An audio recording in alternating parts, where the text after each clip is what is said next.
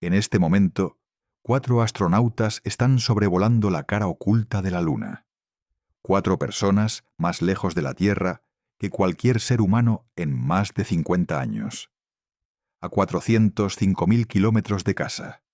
Sin señal. Sin comunicación. Sin posibilidad de rescate. Y lo más perturbador no es eso. Lo más perturbador es lo que les espera cuando vuelvan. El 11 de abril, la cápsula Orion entrará en la atmósfera terrestre a 40.000 kilómetros por hora. En esos minutos, el escudo térmico que la protege alcanzará 2.800 grados centígrados. El mismo escudo que ya falló en el vuelo anterior. El mismo escudo que algunos ingenieros de la NASA pidieron sustituir antes del lanzamiento. El mismo escudo que la NASA decidió mantener, modificando solo la trayectoria de reentrada. La tripulación ya superó el lanzamiento. Ya superó el viaje. Ya superó el sobrevuelo lunar. Pero la misión Artemis II no habrá terminado hasta que Reed Wiseman, Victor Glover, Christina Koch y Jeremy Hansen estén flotando en el Pacífico, frente a las costas de San Diego, sanos y salvos. Y para llegar ahí, tienen que sobrevivir los 13 minutos más peligrosos de toda la misión. La reentrada. El único momento en que no hay margen de error. El único momento en que si el escudo falla, no hay plan B. En los próximos minutos vas a entender exactamente qué hace que la reentrada de Artemis II sea uno de los momentos más tensos de la exploración espacial actual. Vas a entender por qué el escudo térmico de Orion genera división dentro de la NASA, incluso ahora que la misión está en el espacio. Vas a entender qué misiones del pasado fracasaron en este mismo punto, qué salió mal y qué lecciones se aprendieron. Y al final vas a entender si la NASA tomó la decisión correcta al lanzar Artemis II con un escudo que ya mostró comportamientos inesperados. Solo lo esencial. Artemis II despegó el 1 de abril de 2026 desde el Centro Espacial Kennedy.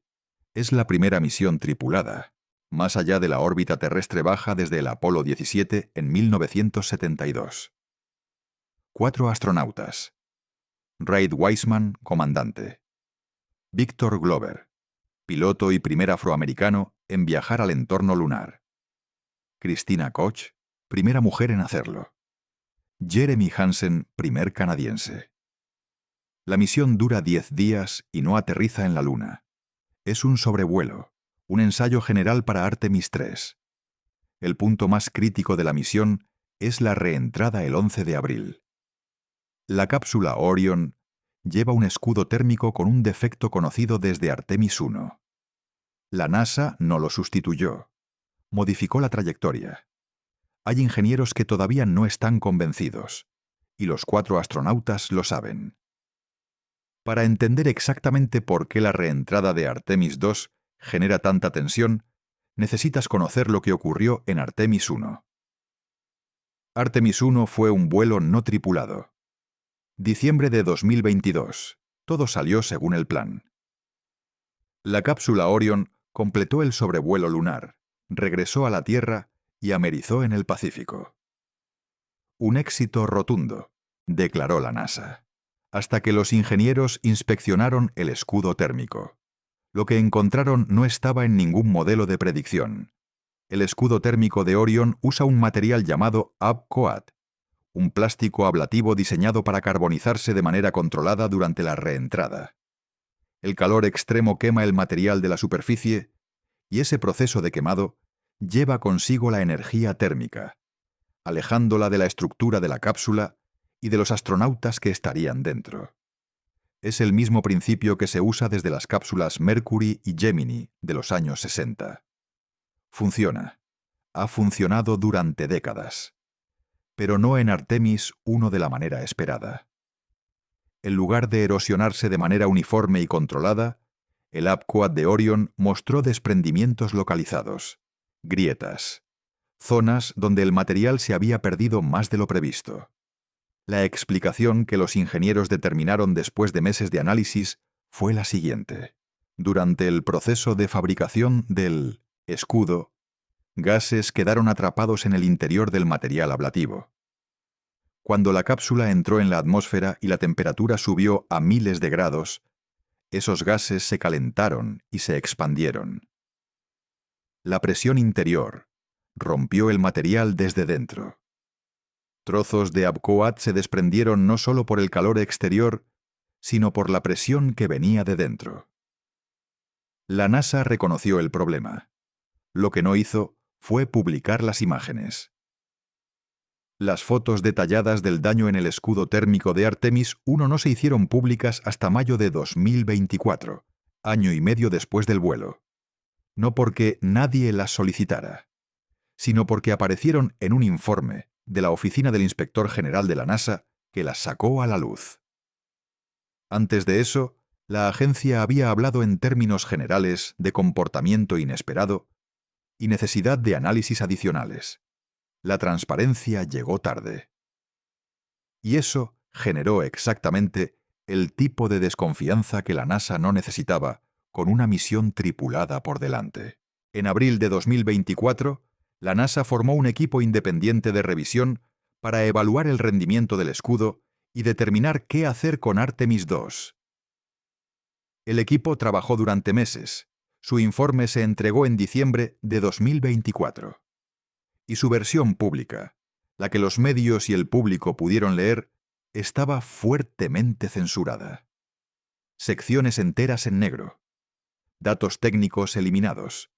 Conclusiones resumidas de manera que era imposible saber exactamente qué decía el informe completo. Eso no era un accidente. Era una decisión deliberada de la NASA de no revelar la magnitud exacta del problema. Y algunos de los ingenieros y exastronautas que participaron en el proceso de revisión lo dijeron públicamente. No todos estaban satisfechos con la decisión de volar con el mismo escudo. La decisión final de la NASA fue la siguiente: no rediseñar ni sustituir el escudo térmico de Artemis II. El escudo ya estaba fabricado. Rediseñarlo habría retrasado la misión años.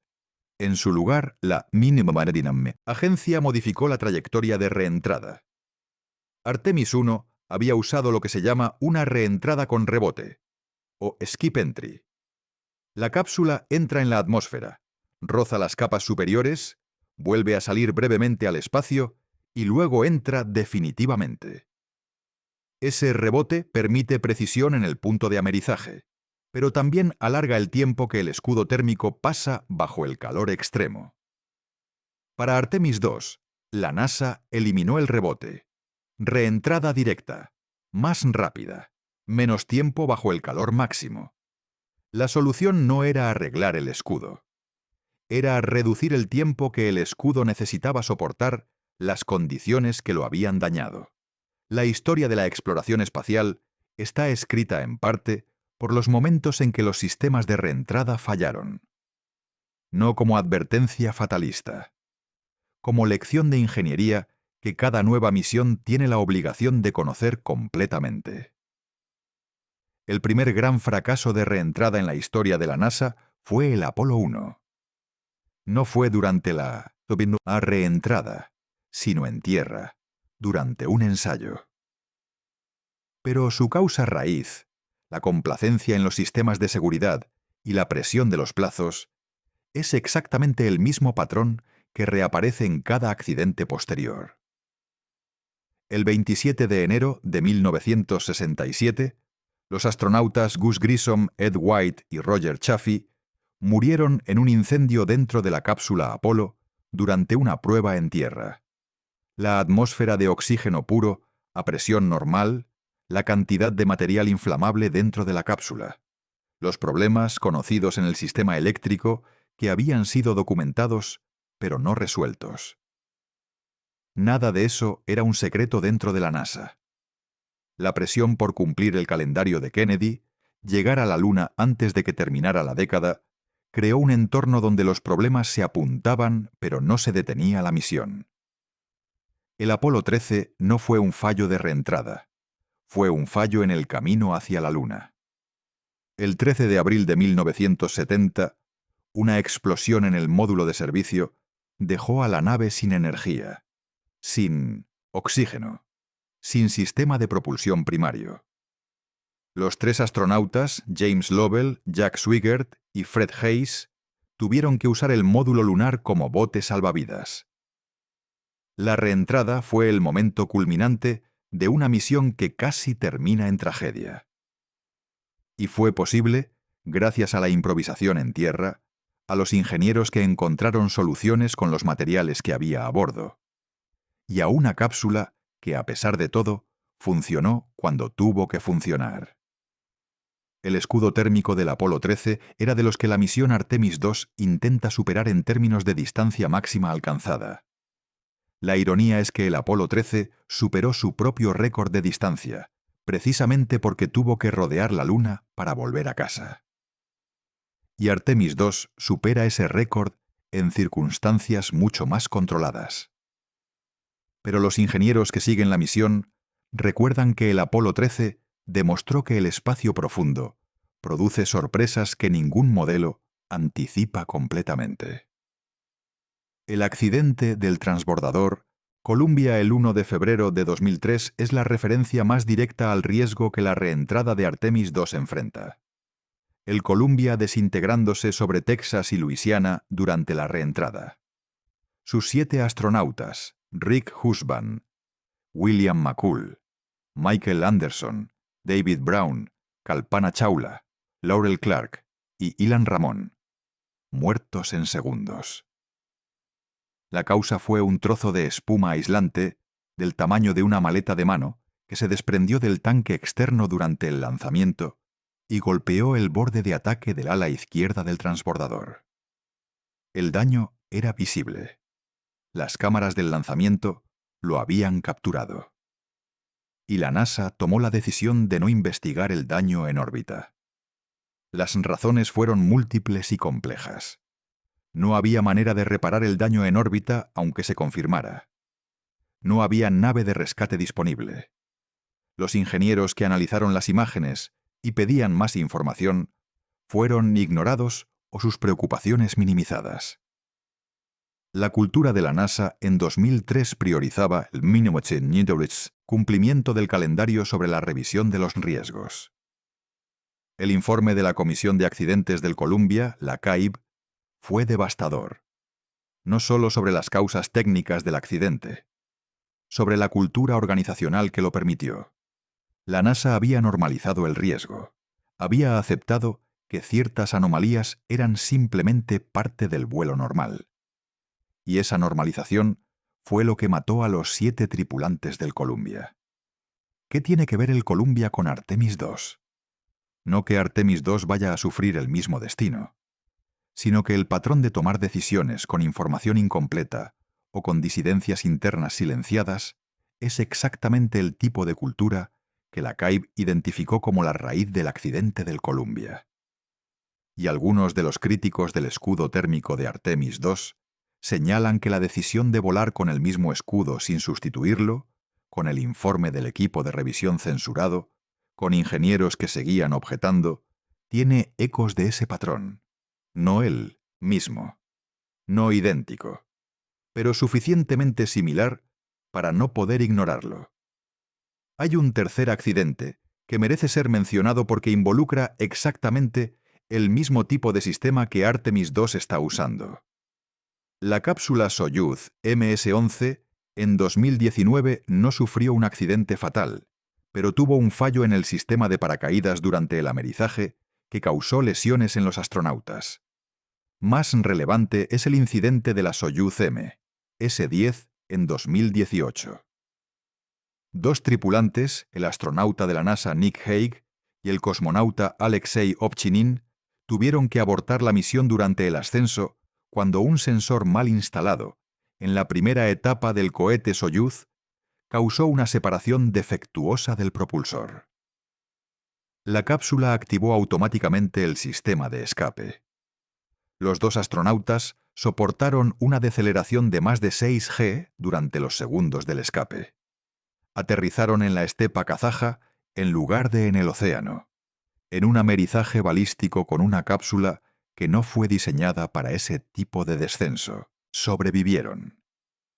Pero sobrevivieron porque el sistema de seguridad funcionó como fue diseñado, no porque el fallo fuera anticipado. Para entender completamente por qué los ingenieros de la NASA siguen de cerca la reentrada del 11 de abril, necesitas entender con precisión qué ocurre durante esos 13 minutos. No en términos generales, en términos físicos concretos. Cuando la cápsula Orion llega a la parte superior de la atmósfera terrestre, viaja a aproximadamente 40.000 kilómetros por hora. 11 kilómetros por segundo.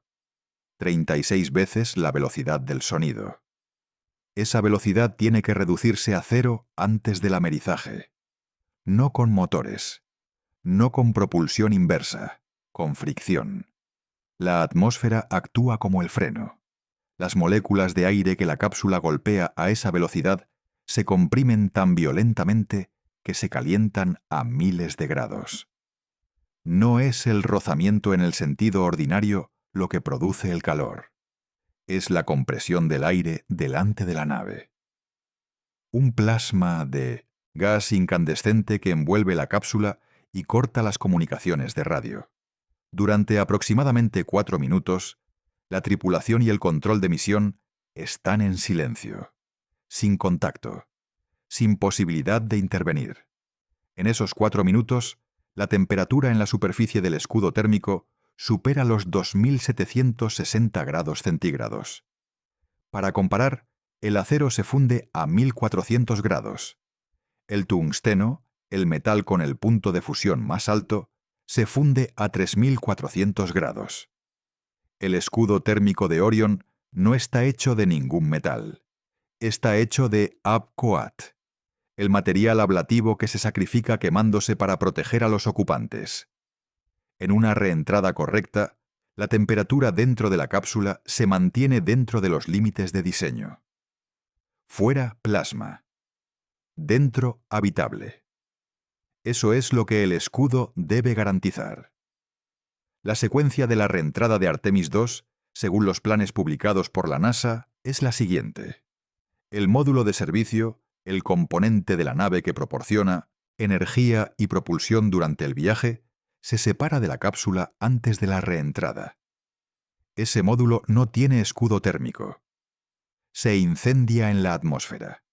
La cápsula queda sola, con su tripulación dentro, con su escudo térmico, el que tiene los defectos conocidos, como única protección. A diferencia de Artemis I, no habrá rebote. La cápsula entrará directamente. Los ingenieros calculan que la trayectoria directa reduce el tiempo de exposición al calor extremo en comparación con la reentrada con rebote. Pero eso también significa que las deceleraciones serán más bruscas. Los 4 astronautas soportarán varios G de aceleración. No es peligroso en sí mismo para astronautas entrenados, pero suma al estrés físico de una misión de 10 días en la que el cuerpo ya habrá perdido masa muscular y densidad ósea. Los paracaídas se despliegan en secuencia.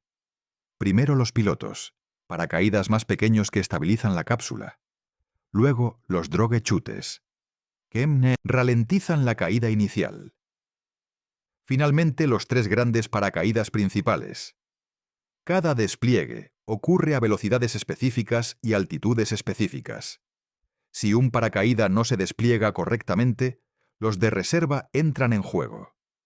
Si el sistema falla completamente, la cápsula impacta el océano a una velocidad que ninguna tripulación sobreviviría. Los sistemas de paracaídas de Orion han sido probados extensamente, pero ninguna prueba en tierra replica exactamente las condiciones de una cápsula real a velocidad de reentrada desde la Luna. La única prueba definitiva es la misión misma. El amerizaje está previsto frente a la costa de San Diego. La NASA ya monitoriza las condiciones meteorológicas en esa zona. Y hay un problema. La misión se encuentra entre 2 sistemas atmosféricos. Dependiendo de cómo evolucionen, los equipos pueden verse obligados a desplazar la zona de amerizaje hacia el Pacífico abierto. Un cambio así no es imposible. Las misiones del Apolo lo hacían regularmente. Pero añade complejidad logística y aleja el amerizaje de los equipos de recuperación posicionados frente a San Diego. Un buque de recuperación de la Marina de los Estados Unidos y equipos médicos están ya en posición. Todo listo para un amerizaje que todavía no ha ocurrido, que ocurrirá en 5 días. Para entender completamente la controversia sobre el escudo térmico de Artemis II, necesitas conocer el proceso de decisión que llevó a volar con el mismo escudo dañado.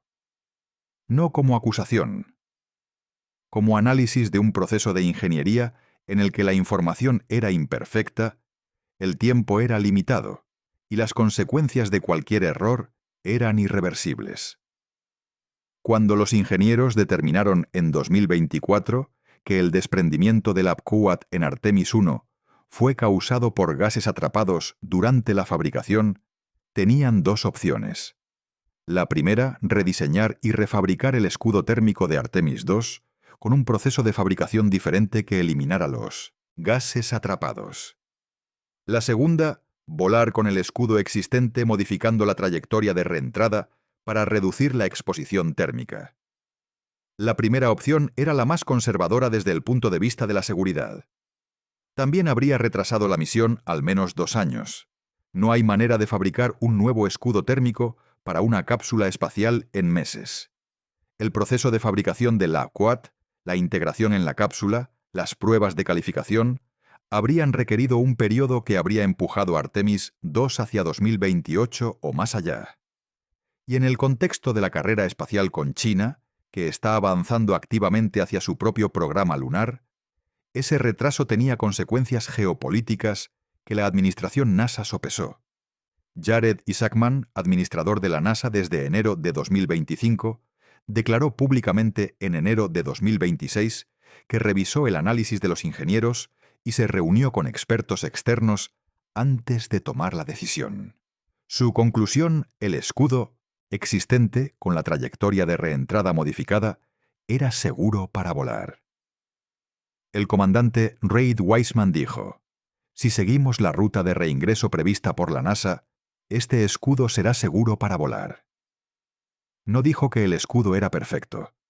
Dijo que era seguro con la trayectoria correcta.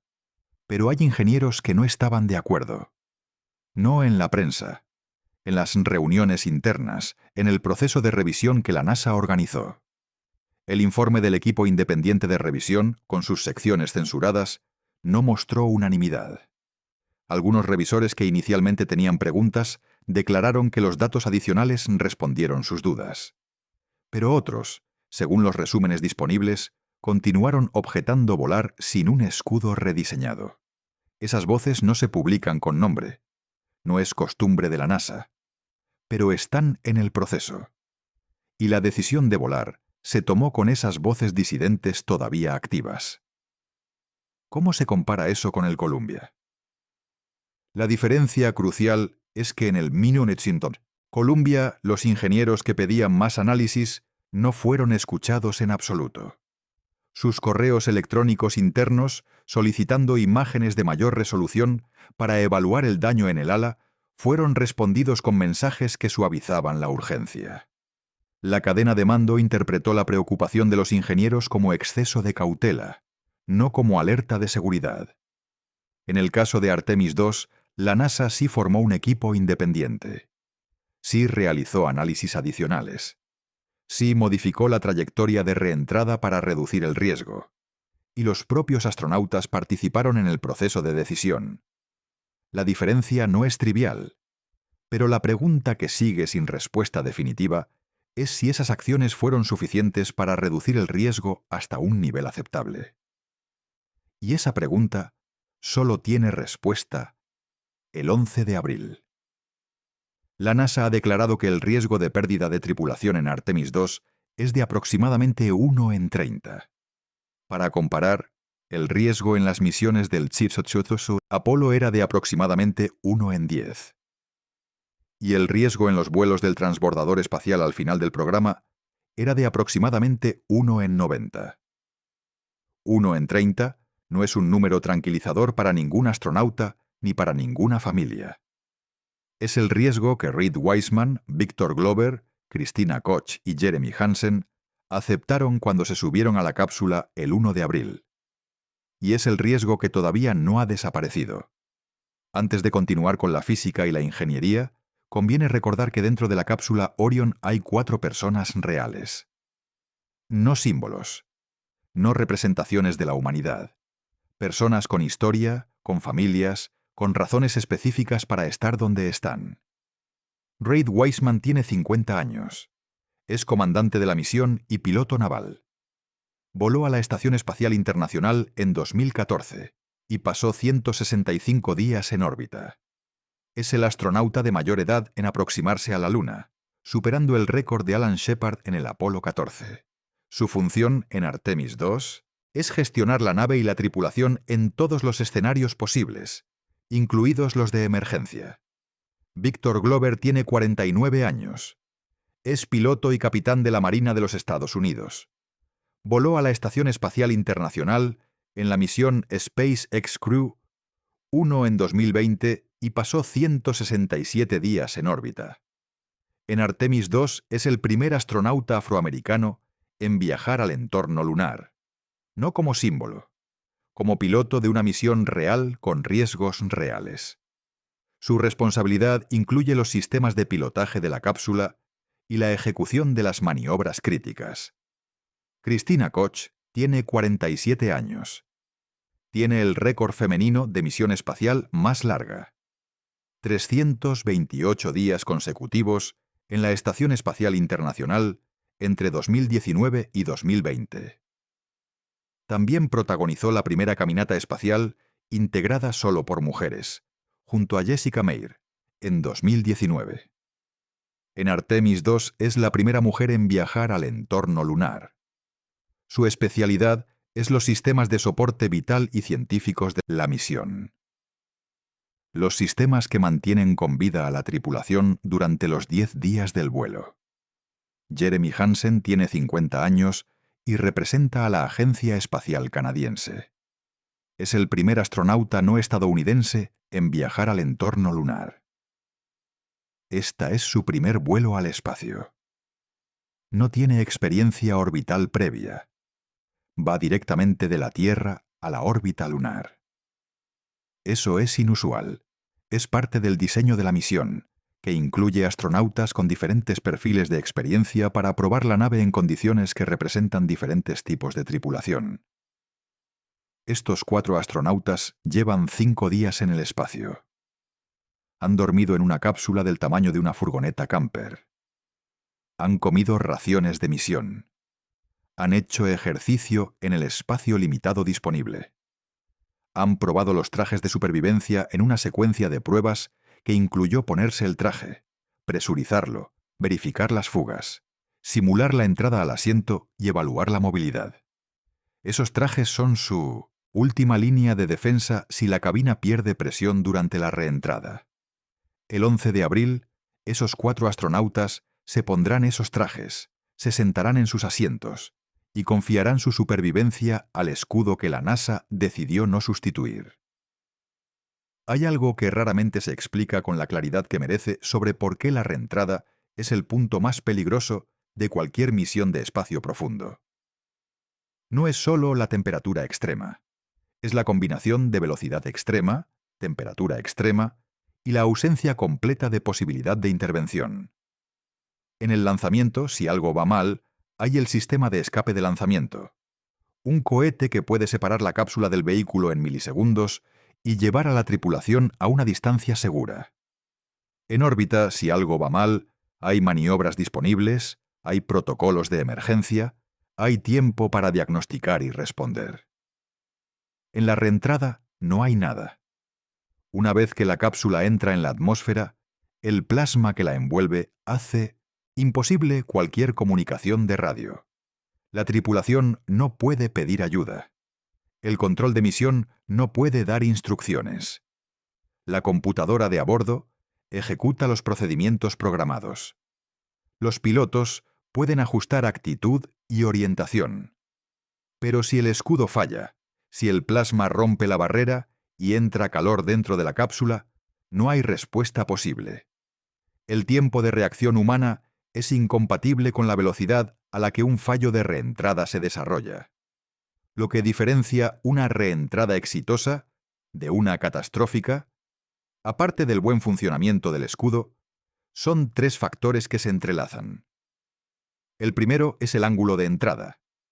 La cápsula debe entrar en la atmósfera dentro de un corredor angular muy estrecho. Si el ángulo es demasiado pronunciado, la cápsula entra demasiado rápido y el calor supera la capacidad del escudo. Si el ángulo es demasiado suave, la cápsula rebota en la atmósfera y vuelve al espacio sin decelerar. El corredor seguro tiene pocos grados de margen. El sistema de navegación de Orion calcula y ajusta ese ángulo durante el descenso. El segundo factor es la orientación de la cápsula. El escudo térmico está en la base de la cápsula, la parte inferior. Durante la reentrada, esa parte debe estar orientada hacia adelante, hacia la dirección del movimiento. Si la cápsula rota o se desorienta, el calor puede golpear partes de la nave que no tienen protección térmica. Los propulsores de actitud de la cápsula mantienen la orientación correcta durante toda la reentrada. El tercer factor es la integridad del escudo. Si el material ablativo se desprendió de manera inadecuada durante la fabricación, si los gases atrapados se expandieron durante el vuelo, si el daño en Artemis I fue una indicación de un problema sistémico y no de un caso particular, el escudo puede comportarse de manera diferente a lo que los modelos de la trayectoria modificada predicen. La NASA calculó que la trayectoria directa de Artemis II reduce el tiempo de exposición al calor máximo. Pero eso no elimina el riesgo completamente. Reduce la probabilidad de que los gases atrapados se expandan de la misma manera que en Artemis I. Pero si hay otros mecanismos de fallo que los modelos no capturaron, la trayectoria modificada no protege contra ellos.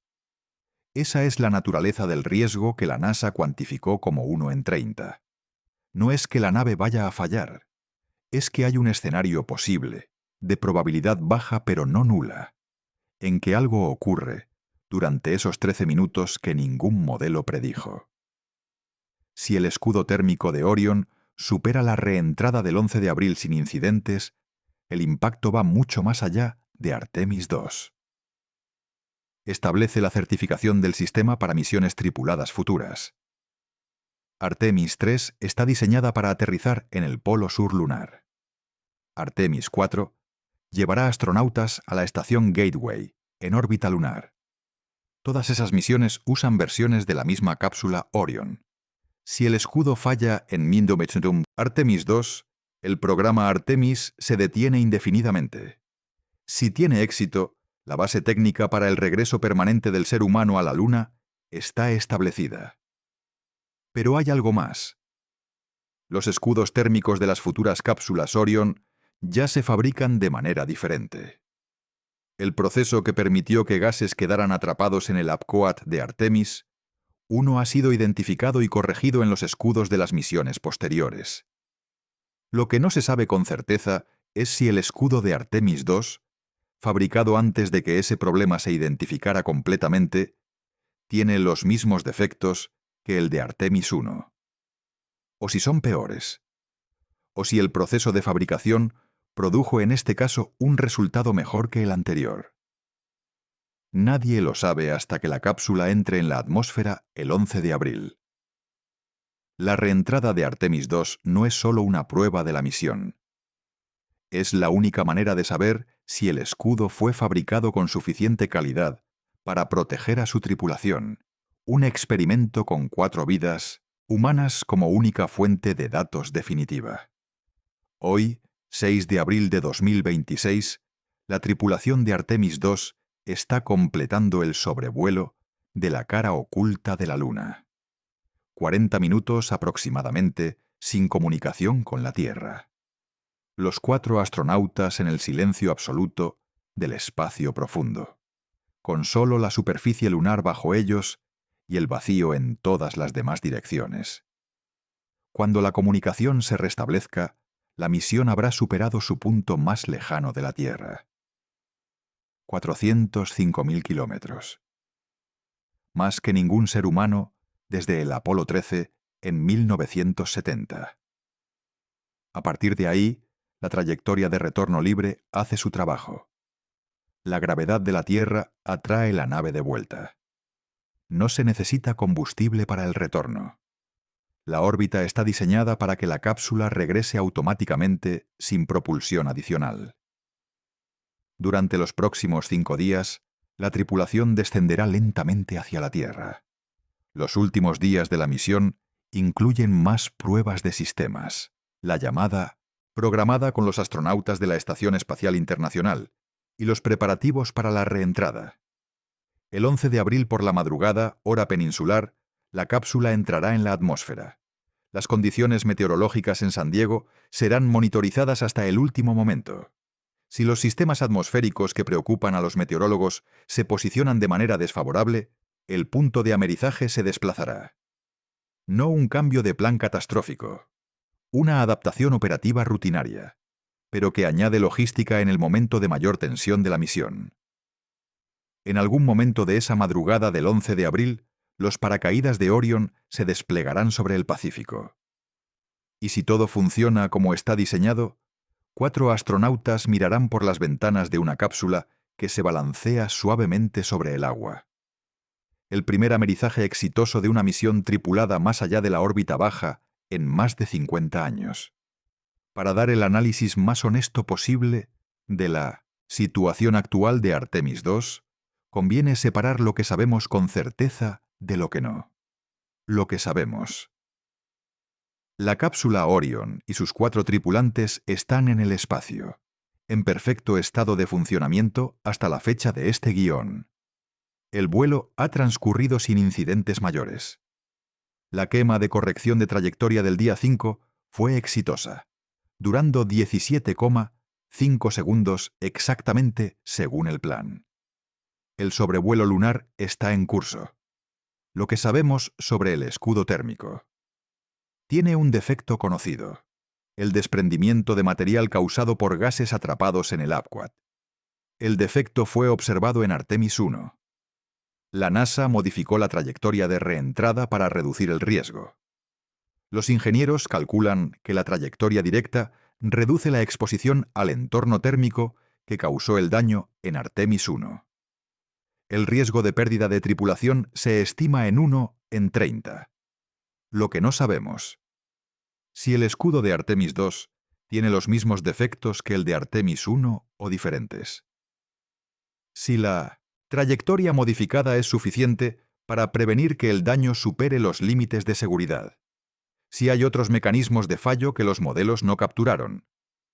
Y si las condiciones meteorológicas en la zona de amerizaje serán favorables el 11 de abril. La incertidumbre no es paralizante. Las misiones espaciales operan siempre con incertidumbre residual. Pero es honesta reconocerla. Lo que los astronautas y la NASA han demostrado durante esta misión es que el programa Artemis está funcionando en los aspectos que puede controlar.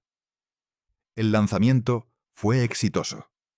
La trayectoria es correcta. Los sistemas de la nave funcionan. La tripulación está en buen estado. 5 días de misión perfectamente ejecutada. 5 días que quedan, incluyendo los 13 minutos del 11 de abril, que nadie puede controlar completamente. Solo pueden confiar en la ingeniería, en la física y en el escudo. Hay algo más allá de la seguridad de 4 astronautas que está en juego en la reentrada del 11 de abril, el legado de lo que significa la exploración espacial tripulada en el siglo XXI. Artemis II no aterriza en la Luna. Es un ensayo general, una prueba de los sistemas que permitirán a la humanidad volver a la superficie lunar. Y si el escudo falla el 11 de abril, ese regreso no ocurrirá en esta generación. No porque sea imposible técnicamente, sino porque la confianza pública en el programa, el apoyo político y presupuestario, el consenso sobre que vale la pena el riesgo, se romperían de una manera que tardaría una década en reconstruirse. El Apolo sobrevivió al accidente del Apolo 1 porque ocurrió antes de que hubiera vuelos. Fue una tragedia. Un fracaso. pero también una advertencia que la agencia tomó en serio y que condujo a revisiones fundamentales que hicieron posible el éxito del Apolo 11. El programa de transbordadores espaciales no sobrevivió sin cicatrices al Challenger y al Columbia. Cada accidente redujo el número de vuelos, aumentó el escrutinio, añadió costos y dilató los tiempos. Un accidente en la reentrada de Artemis II, en la primera misión tripulada más allá de la órbita baja en 50 años, sería un golpe al programa que difícilmente puede calcularse en términos de consecuencias a largo plazo. Eso no significa que la misión no debería haberse lanzado. Los 4 astronautas aceptaron el riesgo con pleno conocimiento. La NASA hizo los análisis que consideró necesarios. Y hay una razón por la que la exploración espacial tripulada sigue siendo importante. No solo la competencia geopolítica con China, no solo los recursos del polo sur lunar, sino algo más difícil de cuantificar. La demostración de que la humanidad puede extenderse más allá del planeta en que evolucionó. Que el límite de la órbita terrestre baja no es el límite de la presencia humana en el cosmos. Y que la tecnología, con toda su imperfección, puede construir sistemas capaces de llevar personas a la Luna y traerlas de vuelta. Eso está siendo demostrado ahora mismo, con 4 astronautas en el espacio profundo, con un escudo térmico imperfecto que tiene 5 días para probar que es suficiente, con un programa que lleva décadas de retrasos y controversias, y que finalmente está en el espacio, haciendo exactamente lo que la exploración espacial debe hacer: ir más lejos de lo que se fue antes, y volver. En algún momento de la madrugada del 11 de abril, el módulo de servicio de Orion se separará de la cápsula. 4 astronautas quedarán solos en una nave del tamaño de un automóvil familiar. Comenzarán a entrar en la atmósfera a 40.000 kilómetros por hora. El plasma cortará las comunicaciones. 4 minutos de silencio en el control de misión en Houston. Después de esos 4 minutos, si el escudo funcionó, las señales de radio volverán. Y los controladores de vuelo sabrán que los paracaídas pilotos se han desplegado. Luego los droguechutes. Luego los 3 paracaídas principales. Y en algún momento de esa madrugada, frente a las costas de California o más al oeste en el Pacífico abierto, dependiendo del tiempo, la cápsula Orion tocará el agua. Y el buque de recuperación de la Marina irá a buscar a 4 personas que habrán sido más lejos de la Tierra que ningún ser humano en más de 50 años. Ese momento, cuando los astronautas sean sacados de la cápsula y colocados en camillas en la cubierta del buque para las revisiones médicas de rutina, será el final oficial de la misión Artemis II. No será el final del programa Artemis. Será el comienzo de lo que viene después. La certificación del sistema para misiones con aterrizaje lunar. La preparación de Artemis III. Y el establecimiento de que la humanidad puede volver a explorar el sistema solar más allá de la órbita baja. Pero todo eso está en el futuro. Por ahora hay un escudo térmico que tiene que funcionar el 11 de abril. Y 4 astronautas que confían en que lo hará. Hemos llegado más lejos de la Tierra que en 50 años. Con el mismo escudo que ya falló una vez. Con la trayectoria modificada como única corrección. Con 4 vidas dependiendo de los 13 minutos más peligrosos de la misión. La cuenta atrás ha comenzado. Si el escudo térmico hace su trabajo y la cápsula sobrevive los primeros minutos de reentrada, el siguiente sistema crítico son los paracaídas. El sistema de paracaídas de Orion es uno de los más complejos jamás diseñado para una cápsula espacial. No hay un solo paracaídas. Hay 11. 2 pilotos que se despliegan primero para estabilizar la cápsula, 2 droguechutes que ralentizan la velocidad de 480 km por hora a unos 130. Y 3 paracaídas principales cada uno del tamaño de una cancha de fútbol americano, que reducen la velocidad final al contacto con el agua a menos de 30 kilómetros por hora. El sistema fue diseñado con redundancia. Si uno de los 3 paracaídas principales no se despliega, los otros 2 pueden manejar la carga. La cápsula puede amerizar de forma segura con 2 de los 3 paracaídas funcionando. Eso fue verificado en pruebas específicas donde deliberadamente se falló uno de los paracaídas. El sistema pasó esas pruebas.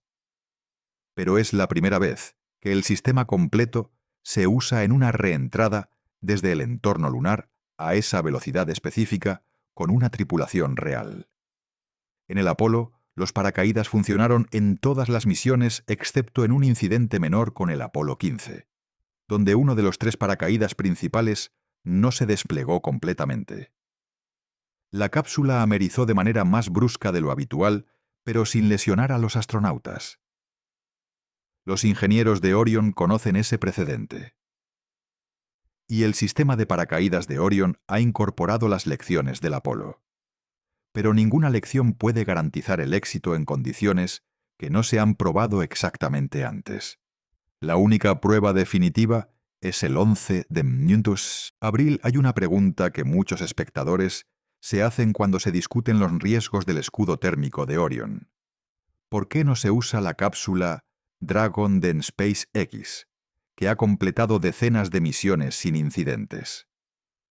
La respuesta está en la física de la reentrada desde el entorno lunar. La cápsula Dragon fue diseñada para regresar desde la órbita terrestre baja. La velocidad de reentrada desde la órbita baja es de aproximadamente 28.000 kilómetros por hora. La velocidad de reentrada desde el entorno lunar es de 40.000 kilómetros por hora. Esa diferencia de 12.000 kilómetros por hora no es lineal en términos de energía térmica. La energía cinética escala con el cuadrado de la velocidad.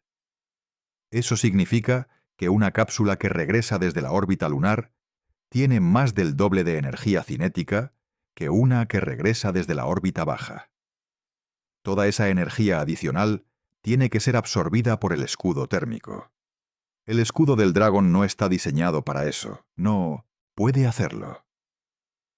El Pika X, el material ablativo que usa SpaceX, funciona perfectamente para las velocidades de la órbita baja, pero no ha sido calificado para las temperaturas que genera la reentrada desde la Luna.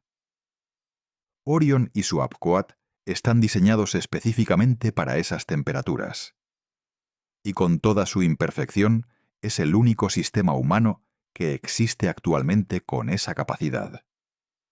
Hay también la cuestión del tamaño. Orion es una cápsula diseñada para 4 astronautas en un viaje de 10 días.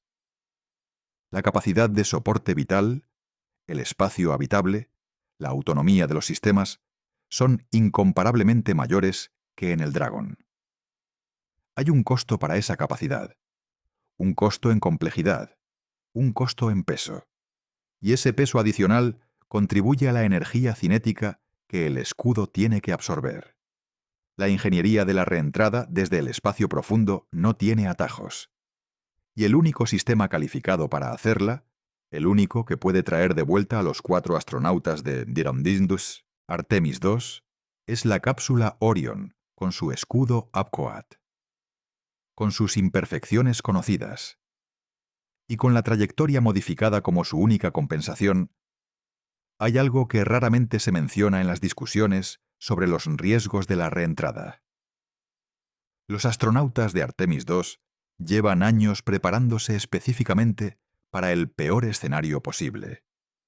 No solo para los sistemas que deberían funcionar, para los sistemas que podrían fallar. El entrenamiento de supervivencia de los astronautas de Orion incluye procedimientos específicos para una reentrada balística. Si los sistemas de control de actitud fallaran durante la reentrada, la cápsula caería en una trayectoria balística, no controlada, más brusca. El amerizaje en esa condición produce deceleraciones de hasta 8 g, 8 veces el peso corporal, sostenido durante varios segundos.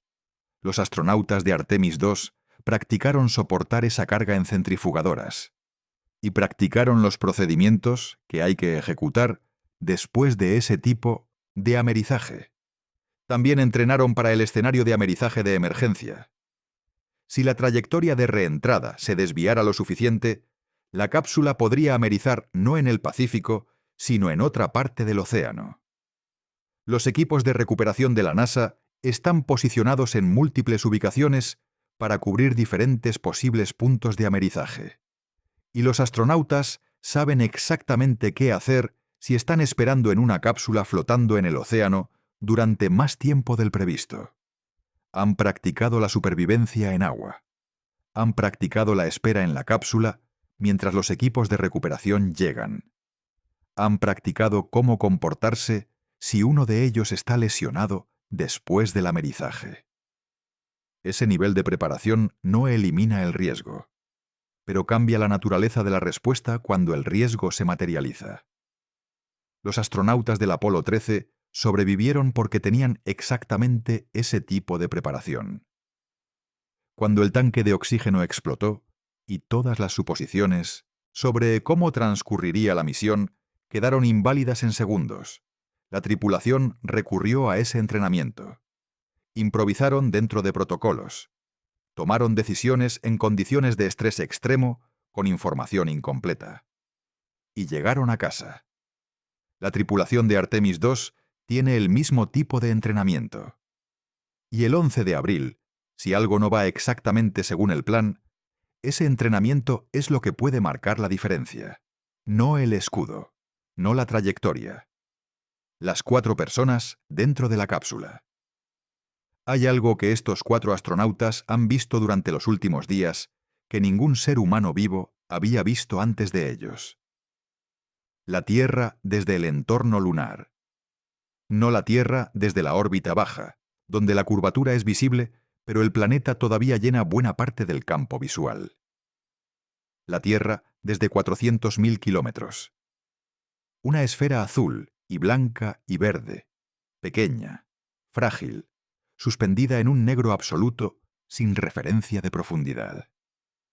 El fotógrafo del Apolo 8, William Anders, tomó la imagen Earthrise en 1968. La Tierra apareciendo sobre el horizonte lunar como si saliera del suelo. Esa imagen cambió la manera en que la humanidad se veía a sí misma. Un planeta pequeño, uno solo, sin bordes visibles que lo dividieran. La tripulación de Artemis II ha buscado su propio Earthrise. Lo han buscado activamente, según los funcionarios de la NASA. En el sobrevuelo de la cara oculta de hoy. En el momento en que la Tierra aparezca de nuevo en el otro borde de la Luna. Si esas imágenes llegan a la Tierra después del amerizaje, después de que los 4 astronautas estén a salvo en la cubierta del buque de recuperación, serán parte del registro permanente de lo que la humanidad es capaz de hacer. Capaces de llegar a 405.000 kilómetros de casa. Capaces de ver el planeta desde esa distancia. Capaces de fotografiarlo. Y capaces de volver. El 11 de abril decidirá si esa última capacidad ha sido demostrada de nuevo. Después de 50 años, sin un escudo imperfecto, con 4 vidas en la balanza, y con toda la historia de la exploración espacial humana como contexto el accidente del transbordador Challenger, el 28 de enero de 1986, fue el opuesto del Columbia en términos de cuándo ocurrió en la misión. El Columbia falló en la reentrada. El Challenger falló en el lanzamiento. 73 segundos después del despegue, una junta tórica defectuosa en uno de los propulsores sólidos permitió que gases calientes quemaran el tanque externo principal. El transbordador se desintegró. Sus 7 tripulantes, incluyendo a la maestra Krista McAuliffe, murieron. El Challenger añade una capa diferente de lección al contexto de Artemis II. No sobre el escudo térmico, sobre la presión de los plazos. La junta tórica del Challenger había sido identificada como problemática en vuelos anteriores. Los ingenieros de Morton Thiokol, el fabricante de los propulsores, habían expresado preocupaciones específicas sobre el comportamiento de las juntas a bajas temperaturas.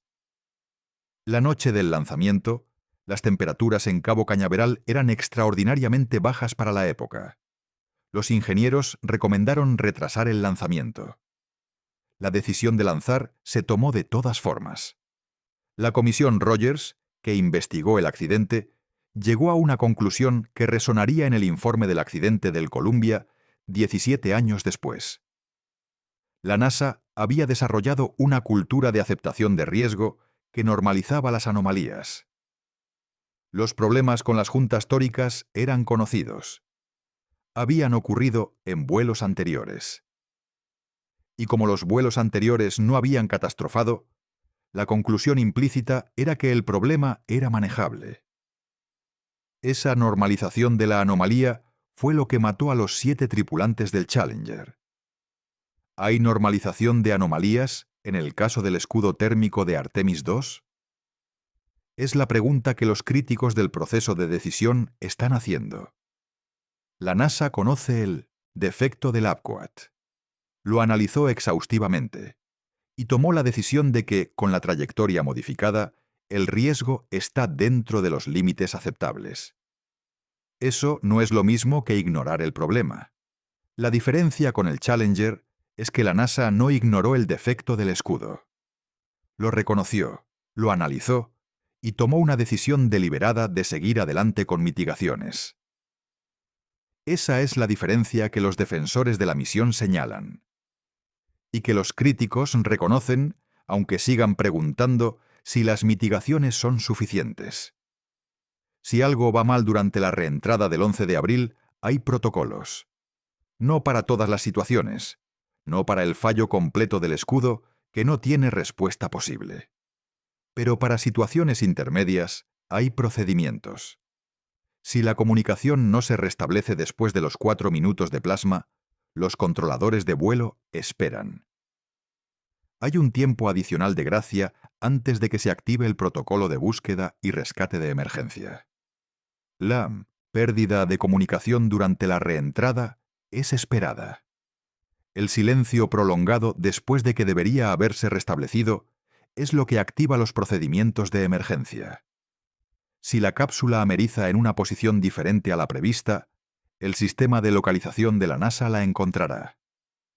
Orion lleva múltiples sistemas de baliza. El buque de recuperación y los helicópteros de la Marina saben cómo responder a un amerizaje fuera del área prevista. El Apolo 13 amerizó a kilómetros del punto de recuperación previsto porque la trayectoria fue alterada por el accidente. Los equipos de recuperación lo encontraron igualmente. La logística de una búsqueda y rescate en el Pacífico en 1970 era infinitamente más difícil que en 2026. Si uno de los astronautas está lesionado después del amerizaje, el buque de recuperación tiene instalaciones médicas básicas y médicos a bordo. Para situaciones más graves, hay traslado aéreo a hospitales. La NASA ha pensado en cada escenario posible. No porque espere que ocurran, sino porque su función es tener un plan para cuando el universo demuestra que los sistemas hacen cosas inesperadas. Y en la historia de la exploración espacial, el universo ha demostrado eso repetidamente. Hay algo que hace que el regreso de esta misión tenga un significado que va más allá de la ingeniería del escudo térmico. En 1972, el último ser humano que pisó la Luna fue Eugene Cernan, comandante del Apolo 17. Antes de subir de nuevo al módulo lunar dijo: «Nos vamos como vinimos, y si Dios quiere, volveremos con paz y esperanza para toda la humanidad». 53 años después, 4 personas están volviendo, sin haber pisado la Luna todavía, pero habiendo llegado más cerca que ningún ser humano desde entonces. Victor Glover es el primer astronauta afroamericano en viajar al entorno lunar. En 1969, cuando Neil Armstrong pisó la Luna, La segregación racial todavía era legal en muchos estados de los 1000. Estados Unidos. Los matemáticos negros que habían hecho posible el programa espacial, las personas que el libro Hidden Figures documentó, trabajaban en instalaciones segregadas. 54 años después, uno de sus herederos directos está sobrevolando la Luna en la misión más ambiciosa de exploración humana desde el Apolo. Christina Koch es la primera mujer en viajar al entorno lunar. En los años 60, las primeras candidatas a astronauta, las Mercury 13, pasaron las mismas pruebas físicas y psicológicas que los astronautas masculinos, y fueron rechazadas porque el programa solo aceptaba pilotos militares de prueba. Posición que en ese momento estaba cerrada a las mujeres. Más de medio siglo después, una mujer está a 5 días de completar el viaje al que sus predecesoras no pudieron siquiera acceder. Y Jeremy Hansen es el primer canadiense en viajar al entorno lunar. El primer astronauta no estadounidense en hacerlo. La exploración espacial siempre fue, en sus inicios, una competencia entre superpotencias. El Apolo fue explícitamente americano. Artemis II es multinacional de una manera que ninguna misión lunar anterior fue. No como gesto simbólico, como diseño de la misión. Esas 4 personas tienen que volver el 11 de abril. No por la historia que representan, sino porque son 4 personas reales que merecen volver a casa. Pero el peso histórico de lo que están haciendo hace que su regreso sea todavía más urgente. Hay una última pregunta que quiero dejar contigo antes de terminar este guión. No sobre la ingeniería, no sobre el escudo, no sobre la trayectoria, sobre lo que significa que la humanidad esté haciendo esto ahora mismo, 53 años después de la última vez. Con la misma luna, con las mismas leyes físicas, con los mismos riesgos fundamentales de la reentrada, y con 4 personas que decidieron subirse a una cápsula sabiendo exactamente cuáles son esos riesgos. ¿Por qué lo hacen? No en el non-eintlab sentido de la motivación personal de cada astronauta. En el sentido de qué dice de la especie que produce personas capaces de aceptar ese riesgo voluntariamente. No por necesidad de supervivencia. Por curiosidad, por ambición, por la convicción de que llegar más lejos es valioso aunque sea difícil y aunque haya riesgo. El escudo térmico puede fallar. O puede funcionar perfectamente. Lo sabremos el 11 de abril. Y en cualquiera de los dos casos, el hecho de que 4 personas aceptaran el riesgo de estar donde están ahora mismo es una declaración sobre lo que somos como especie. Capaces de calcular el riesgo y decir, merece la pena. Capaces de mirar la Luna desde 405.000 kilómetros y saber que la historia de la humanidad en el espacio no terminó con el Apolo 17. Solo hizo una pausa de 50 años. Y que esa pausa terminó el 1 de abril de 2026. Con un cohete, con 4 astronautas, con un escudo imperfecto y con la intención de volver. Expansión. Acto 17. Job 1 Mos. Números del riesgo. ¿Qué significa 1 en 30? Se integra después del acto 4. Hay un número que resume todo el debate sobre el escudo térmico de Artemis II. 1 en 30. Esa es la probabilidad estimada de pérdida de tripulación que la NASA ha publicado para esta misión. Para entender qué significa ese número, en términos concretos, conviene compararlo con otras referencias. La probabilidad de morir en un accidente de tráfico a lo largo de una vida en Estados Unidos es de aproximadamente 1 en 100. La probabilidad de morir en un avión comercial en un vuelo determinado es de aproximadamente 1 en 11 millones. La probabilidad de morir en el Everest, para un alpinista que intenta la cumbre, es de aproximadamente 1 en 100. 1 en 30 es un riesgo que los astronautas de Artemis II están asumiendo voluntariamente. Para comparar con el historial del programa espacial, las misiones del Apolo tenían un riesgo estimado de 1 en 10. Los vuelos del transbordador espacial tenían al principio del programa un riesgo similar, que fue mejorando hasta aproximadamente 1 en 90 antes de que el programa terminara. La Estación Espacial Internacional tiene un riesgo por misión de aproximadamente 1 en 200. Artemis II, con su 1 en 30, es considerablemente más peligrosa que un vuelo a la ISS, y considerablemente menos peligrosa que un vuelo del Apolo. Ese contexto no hace que el riesgo sea trivial. Hace que sea un riesgo informado y aceptado. Los 4 astronautas conocen ese número. Lo conocen sus familias. Y lo aceptaron porque creen que lo que están haciendo merece ese riesgo. No todos están de acuerdo con esa valoración. Hay personas, incluyendo algunos de los ingenieros que objetaron el vuelo con el escudo sin rediseñar, que creen que el riesgo real puede ser mayor que el estimado. Que los modelos no capturan completamente todos los mecanismos de fallo posibles del ABQUAD. Que 1 en 30 puede ser una estimación optimista. Pero en la exploración espacial, como en la exploración en general, la alternativa al riesgo aceptado es el estancamiento. El programa Apollo nunca habría llegado a la Luna si hubiera esperado hasta que el riesgo fuera menor que 1 en 1000. La exploración requiere aceptar incertidumbre. Requiere confiar en la ingeniería que, con toda su imperfección, es el mejor esfuerzo de la humanidad para vencer los límites físicos. Y requiere personas dispuestas a ser las primeras en probar si ese esfuerzo es suficiente. El 11 de abril sabremos si, en el caso de Artemis II, lo fue. En este momento, 6 de abril de 2026, mientras este guión existe en el mundo, 4 astronautas están experimentando algo que ningún ser humano había experimentado en más de 50 años. El silencio de la cara oculta de la Luna. 40 minutos aproximadamente sin señal de radio desde la Tierra.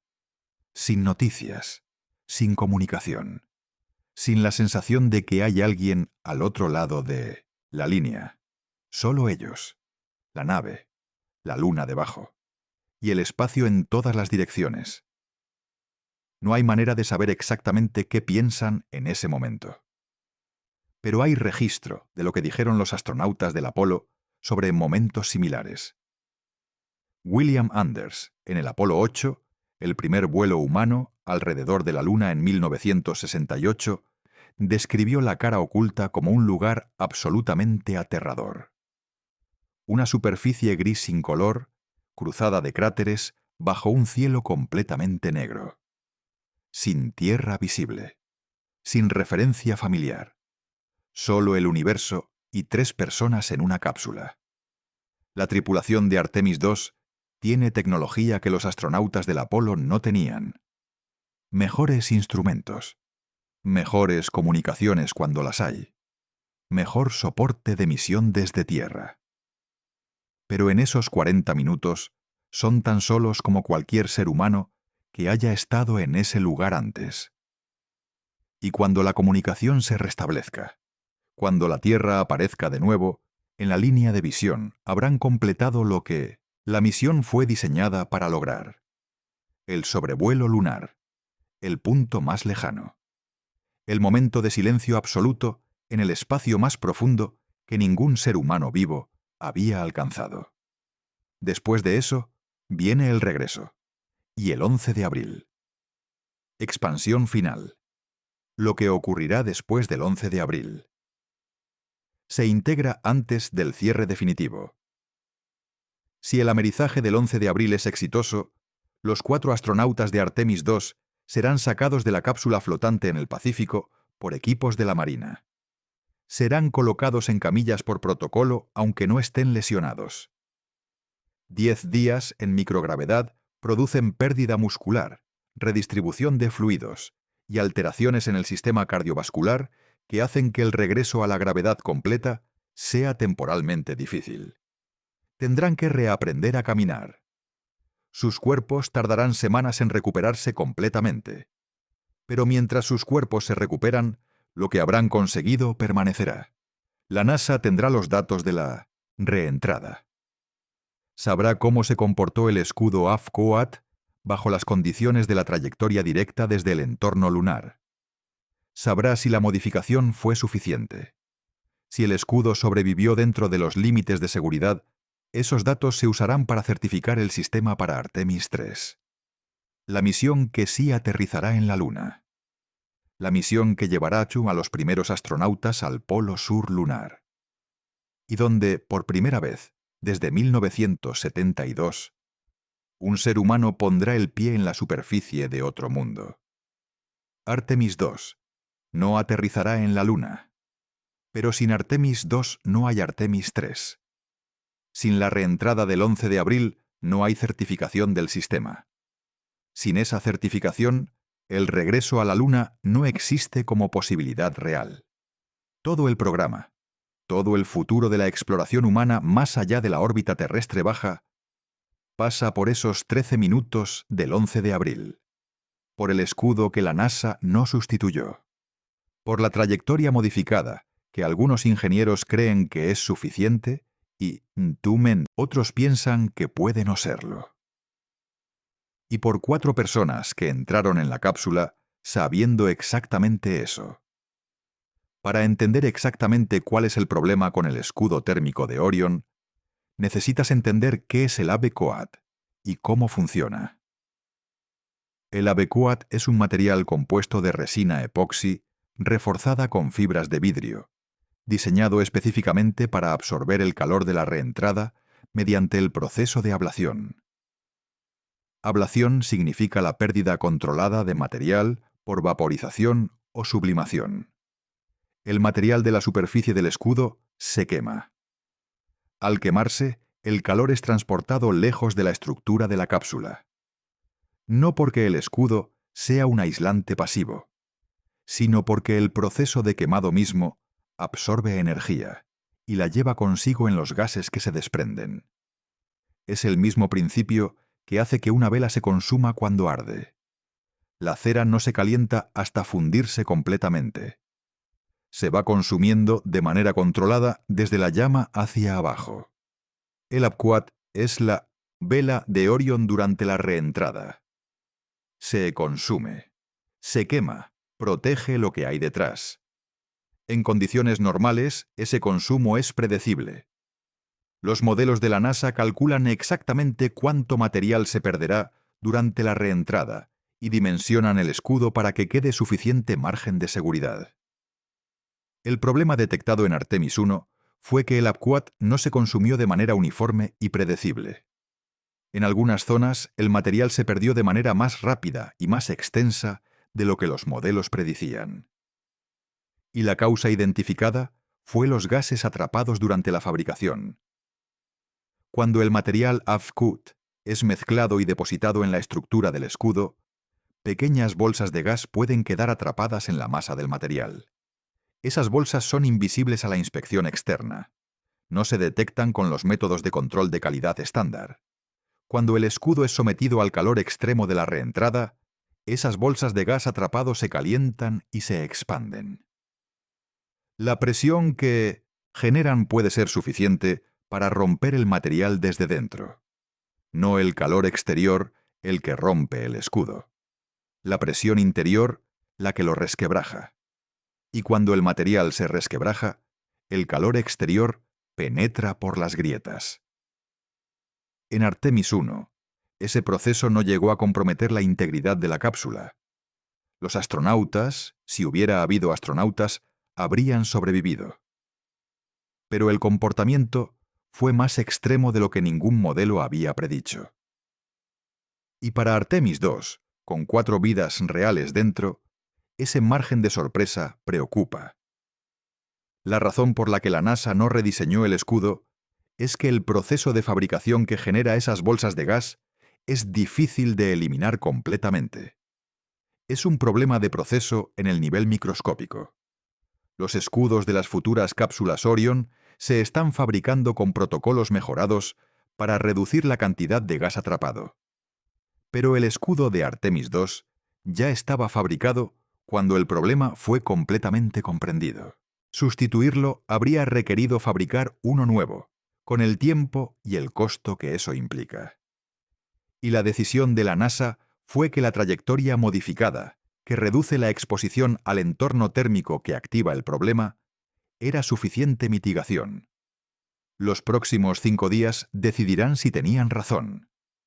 Hay un factor en la decisión de lanzar Artemis II con el escudo, sin rediseñar, que rara vez se menciona directamente, pero que los funcionarios de la NASA han insinuado en diferentes contextos. La competencia con China. El programa espacial chino ha avanzado de manera notable en la última década. La misión Chang'e 5 trajo muestras lunares a la Tierra en 2020. La misión Chang'e 6 trajo muestras de la cara oculta en 2024. China ha anunciado su intención de enviar astronautas a la Luna antes de 2030. En ese contexto, retrasar Artemis II 2 años para rediseñar el escudo térmico habría significado que China podría llegar a la Luna con astronautas antes que la misión Artemis 3 americana. Jared Isaacman, el administrador de la NASA, lo dijo directamente: el reloj corre en la competencia de grandes potencias, y el éxito o el fracaso se medirá en meses, no en años. Esa consideración geopolítica influyó en la decisión, no de manera exclusiva. La NASA no habría lanzado una misión que sus ingenieros consideraran inaceptablemente peligrosa solo por razones de competencia con China. Pero la presión de los plazos geopolíticos hizo más difícil justificar el retraso de 2 años que el rediseño del escudo habría requerido.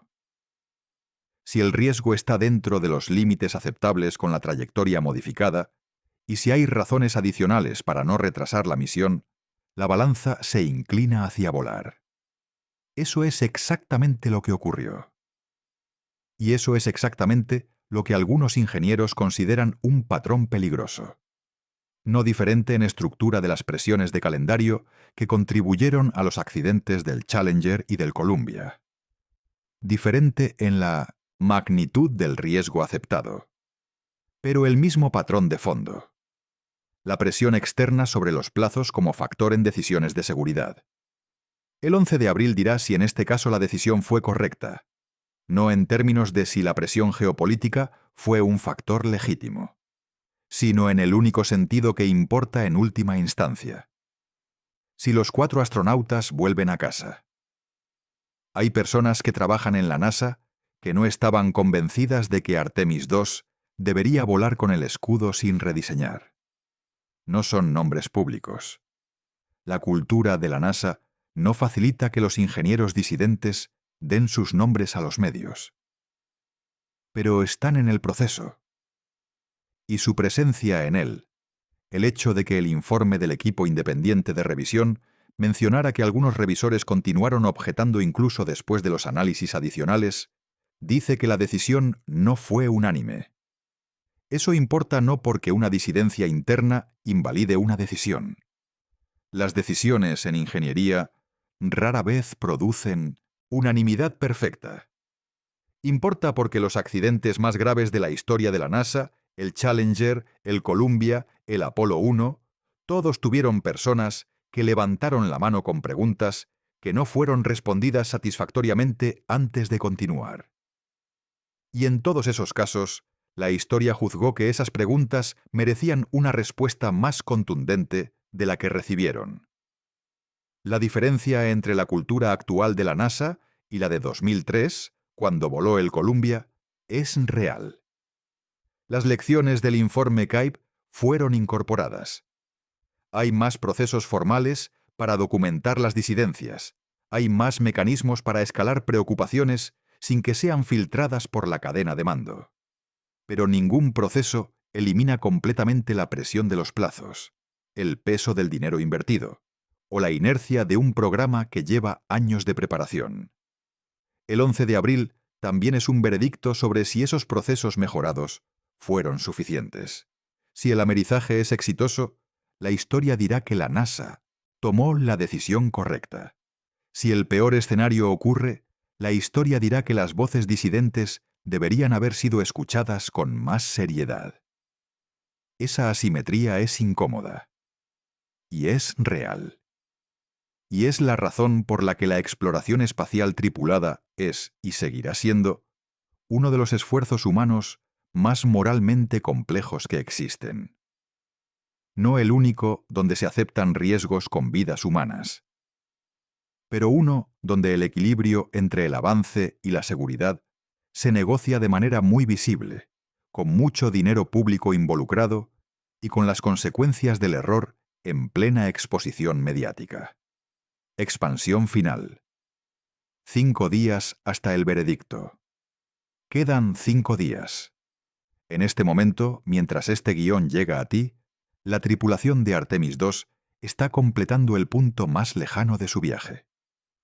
Sobrevolando la cara oculta de la Luna, en silencio de radio, solos en el espacio más profundo que ningún ser humano vivo había alcanzado. Y en 5 días estarán de vuelta. ¿O no? El 7 de abril, la nave comenzará su larga trayectoria de retorno hacia la Tierra.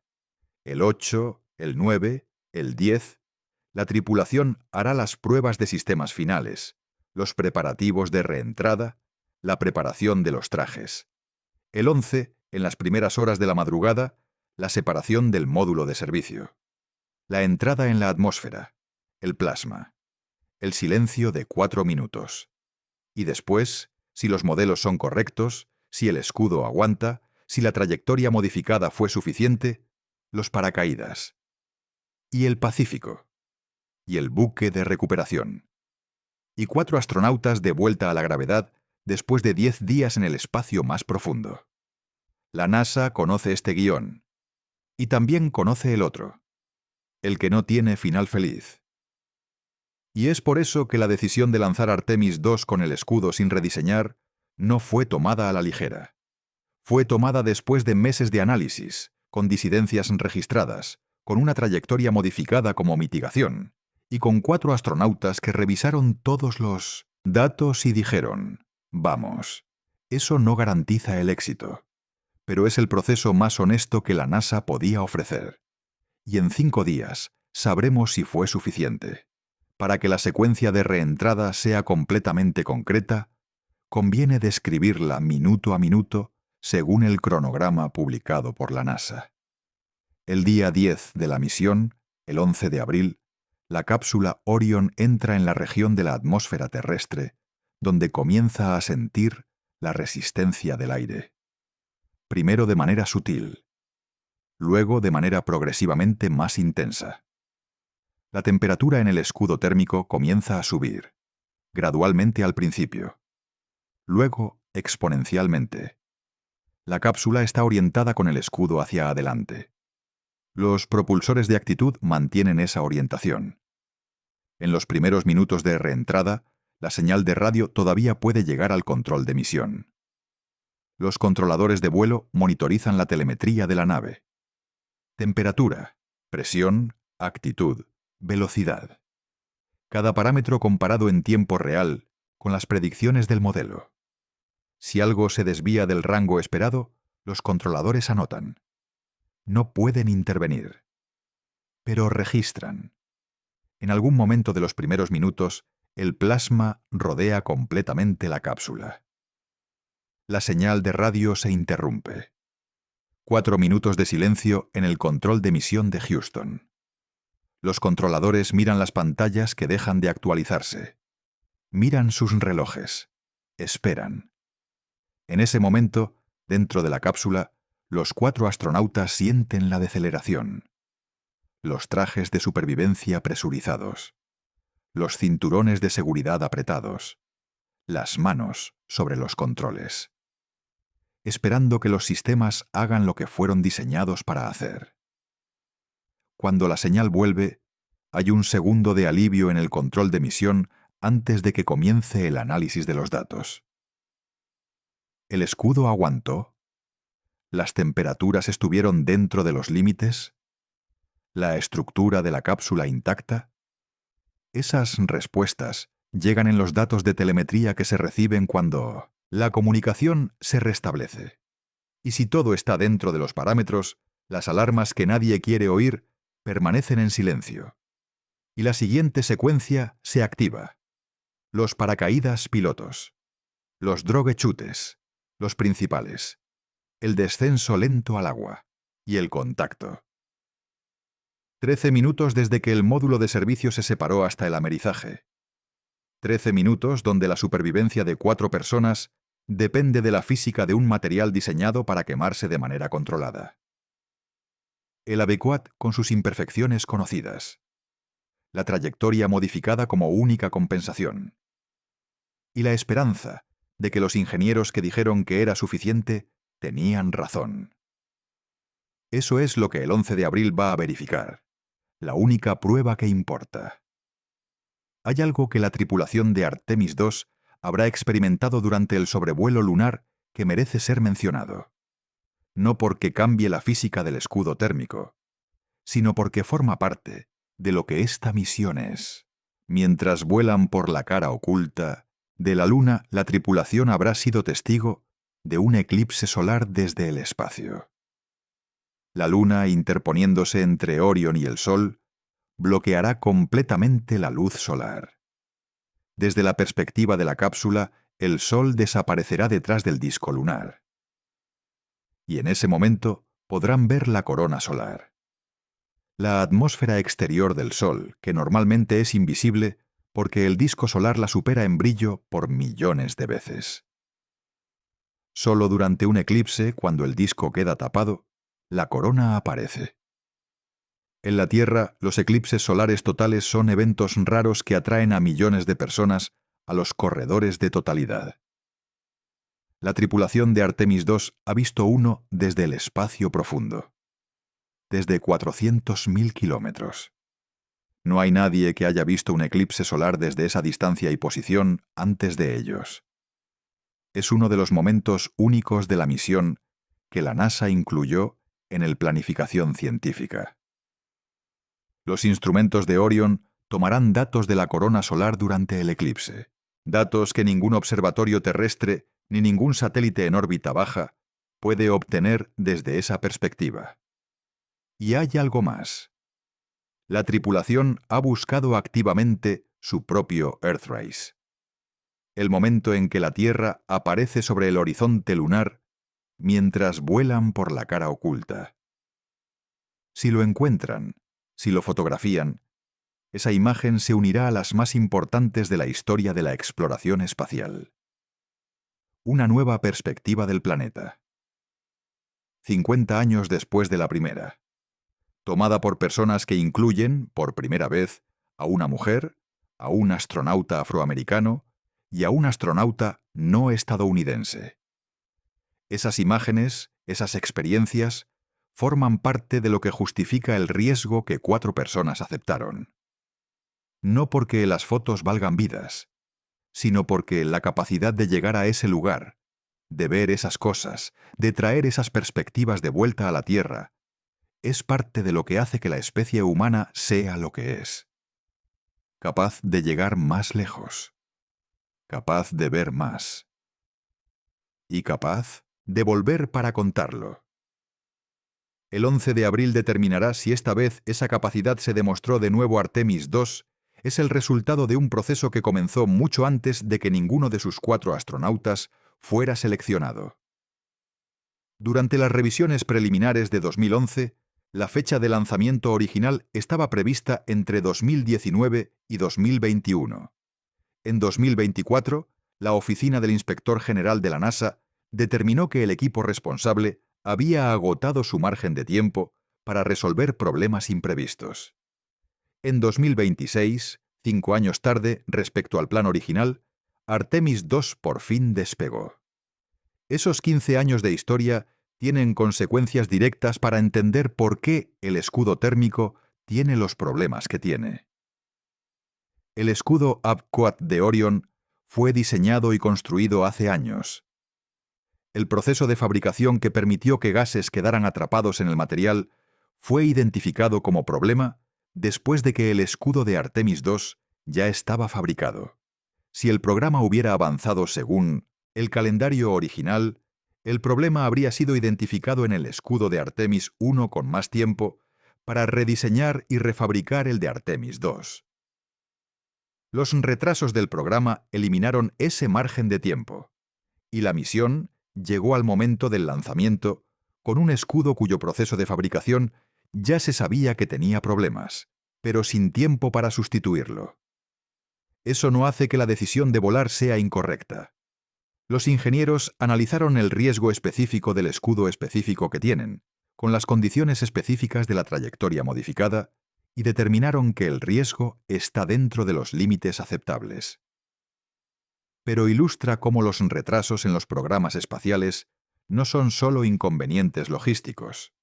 Crean condiciones que reducen las opciones disponibles en el momento de las decisiones críticas. Un programa que hubiera mantenido su calendario habría tenido la posibilidad de rediseñar el escudo. Un programa con 15 años de retrasos llega al lanzamiento con las opciones que quedan, no con las opciones ideales. El 24.000 millones de dólares invertidos en el cohete SLS. Los más de 20.000 millones en la cápsula Orion. Años de trabajo de decenas de miles de ingenieros, técnicos y científicos. Todo eso convergió en el lanzamiento del 1 de abril. Y todo eso tiene que volver a casa el 11 de abril.